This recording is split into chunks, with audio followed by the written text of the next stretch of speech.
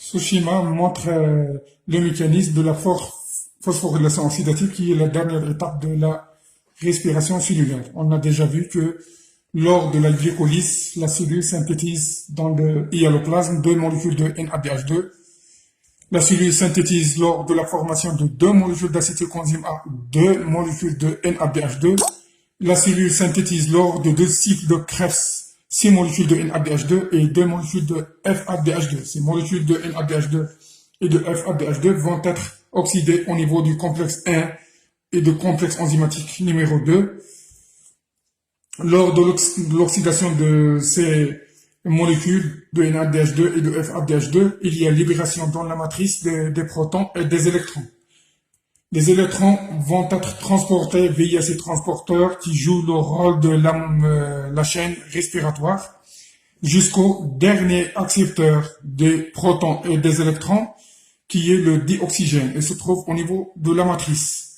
Lors du transfert de ces électrons au niveau de la membrane mitochondriale interne, il y a libération de l'énergie. Cette énergie va expulser les protons vers l'espace intermembranaire. Lorsque la concentration des protons H+, augmente au niveau de l'espace intermembranaire, à ce moment-là, intervient la sphère pédonculée pour faire revenir les protons H+, vers la matrice. Lors du passage des protons H+, via cette structure, il y a activation d'une enzyme appelée ATP synthétase ou ATP synthèse. Cette enzyme va fixer PI sur ADP pour synthétiser ATP. Cette réaction est appelée la phosphorylation d'ADP, c'est-à-dire la synthèse d'ATP. Les protons H+, vont intervenir dans la réduction de O2 en H2O. Donc, les réactions principales de cette étape de phosphorylation oxydative sont l'oxydation de NADH2 et de FADH2 au niveau du complexe 1 et du complexe enzymatique numéro 2 et la réduction de O2 en H2O et la phosphorylation d'ADP en ATP.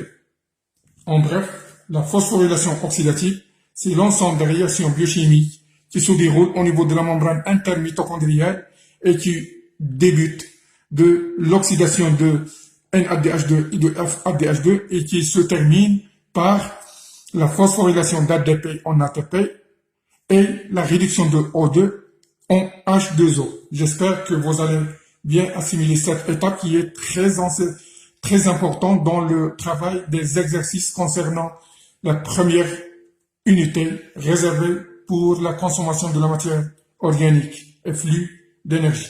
Et merci.